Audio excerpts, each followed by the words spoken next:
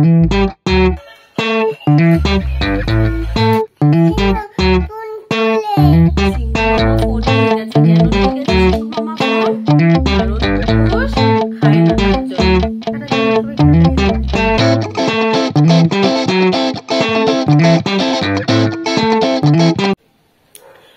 Morning মামি to time family, welcome back to my channel. কেমন আছো তোমরা সবাই? বাবিনের একটু ঠান্ডা লেগেছে আর আমার তো খুবই ঠান্ডা লেগেছে। ওই ভালোই আছি এখন, আগের থেকে তো অনেকটাই ভালো আছি। এত ঠান্ডা লেগেছে যে গলা ব্যথা, সর্দি, কাশি সব একসাথে আমাকে একদম ঘিরে ধরেছে। আর আমার গলা শুনে নিশ্চয়ই তোমরা বুঝতেই পারছো, এর মানে এই কয়দিন তো আরো বেশি খারাপ অবস্থা ছিল, কারণ খুব কষ্ট হচ্ছিল, আমার গলা ব্যথা করছিল, মানে এখনো কথা বলতে না খুব কষ্ট হচ্ছে, গলাটার মধ্যে ব্যথা করছে। তো যাই হোক, চলো আজকের দিনটা আমি এখান থেকেই শুরু করছি। এই যে এই দিকে বাবিন এখন খেলনা দিয়ে খেলছে, নতুন একটা খেলনা এসেছে বাবিনের, দেখি দাও খেলনাটা। এই যে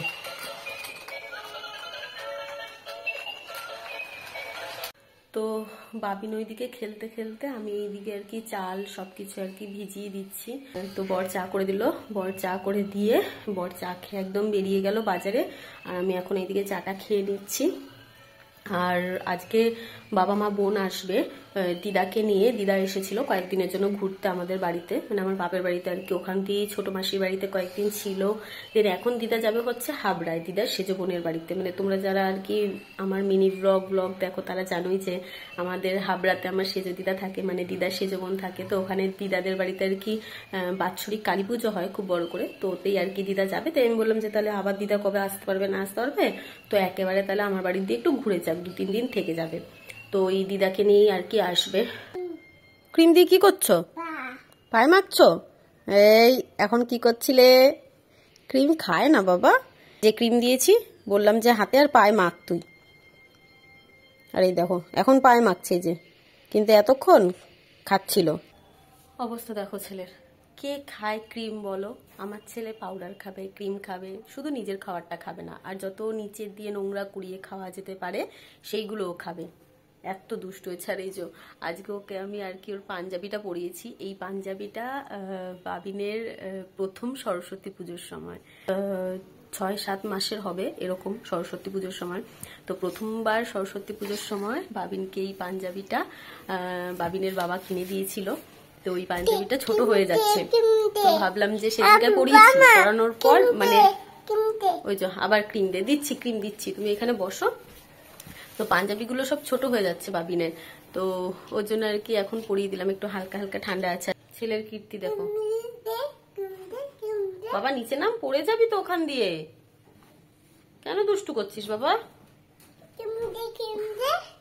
কিনবে কিনবে।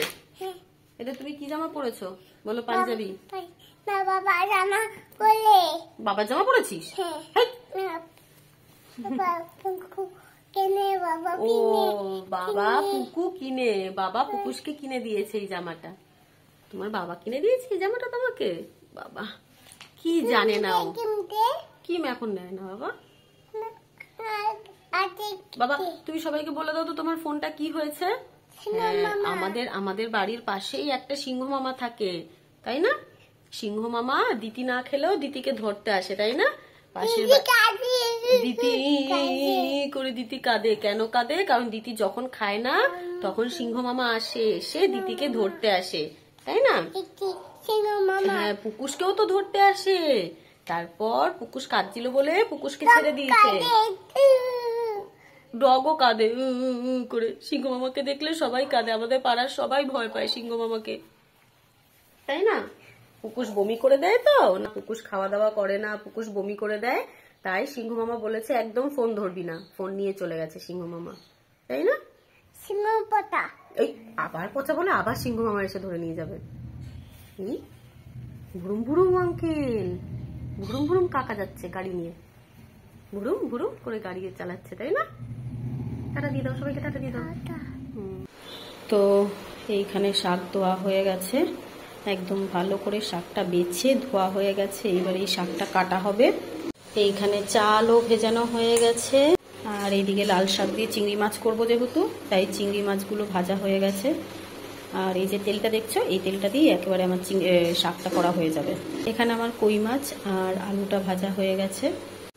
এইখানে এখন কই মাছের মশলা কষানো হচ্ছে, এইখানে লোটে মাছের বড়া করা হবে।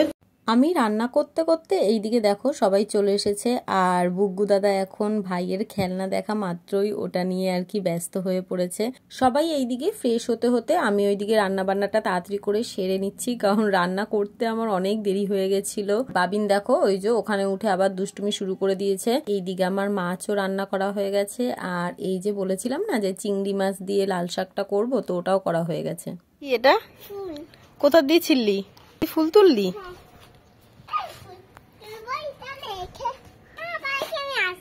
ভাই ঘুমাচ্ছে তো। তুই কতগুলো ফুল তুলেছিস? দেখিয়ে দে কতগুলো। আবার এই যে আমার হাতেও একটা। কে এটা? বুড়ো? এই বুড়ো আবার কি বুড়ো বললি তো?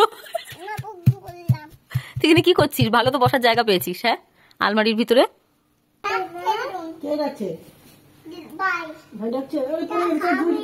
চা খাবো, চলো চলো চলো বসো, চা খাবো চলো।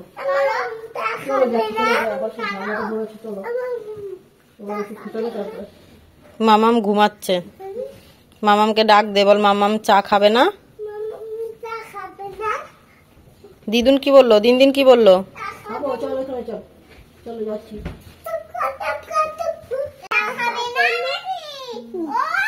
বাপে পড়বি তোরা। সন্ধেবেলায় সন্ধে দেওয়ার পর বাবিন যেই আমাকে চা বসাতে দেখেছে, দিন দিনকে আর মামামকে গিয়ে ডাকা শুরু করে দিয়েছে। চা খাবে না দিন দিন, চা খাবে না মামাম, চা খাবে না, এরকম ভাবে ডেকে ডেকে সবাইকে আর কি তুললো। তো এখন সবাই একসাথে আমরা গল্প করতে করতে চা খেলাম। রাতের বেলায় গল্প করতে করতে দিদা এদিকে মাকে মাথায় ভালো করে তেল দিয়ে চুলটা আর কি বেঁধে দিচ্ছে। আর মাথায় যদি কেউ তেল দিয়ে দেয় তাহলে তো খুব ভালো লাগে। সেইখানে তো মা মাথায় তেল দিয়ে দিচ্ছে, মানে আমার মায়ের মা আমার মাকে মাথায় তেল দিয়ে দিচ্ছে, তো সেখানে তো মায়ের ভালো লাগবেই, সেটাই স্বাভাবিক। তারপর রাতের বেলাতে সবাই একসাথে আমরা ভালো করে খাওয়া দাওয়া করে নিয়েছি। করে যখন শুতে গেছি তখন বুগ্গু দাদা কি বলছে তোমরাই শুনে নাও।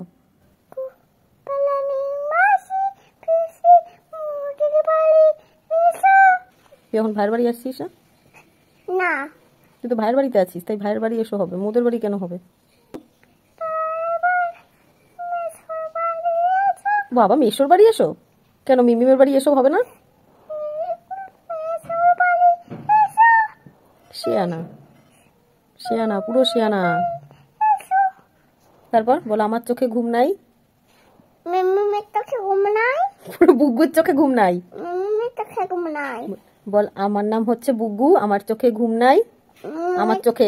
আজকের ব্লগটা ভালো লাগলে প্লিজ আমার এই চ্যানেলটা সাবস্ক্রাইব করে পাশে থাকা বেল আইকনটা ক্লিক করে দিও।